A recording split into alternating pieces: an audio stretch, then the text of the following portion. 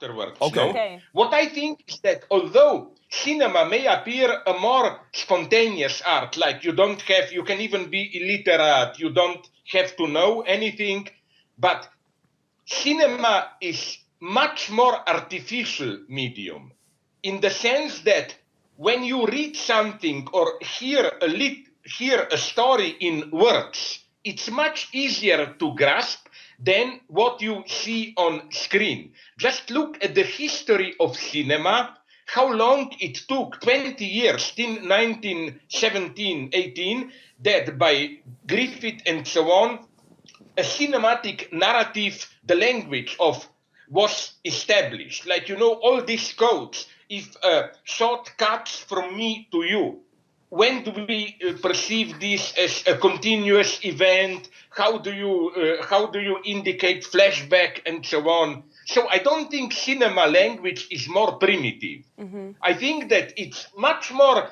ideologically elaborated.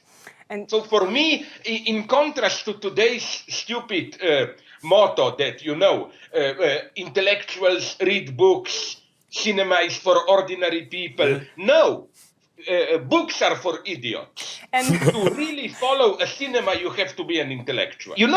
I met a good friend of Andrei Tarkovsky. You know that at the end of his life, he was pretty desperate, I learned. He had the same tragic insight. When he did, his last two films, Nostalgia and Sacrifice, yes, they are bad. It goes down.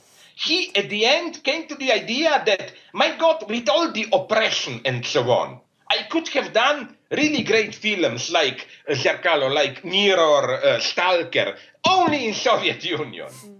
When he got freedom, it was over. It's the same with Kieślowski. His really great films are still the Polish ones. I claim that, although even if in my book I say another thing, but I think I was wrong. It's, how do you call it, Przypadek, usually translated as blind chance or decalogue. This is the great Kieślowski shot under the conditions of Jaruzelski dictatorship.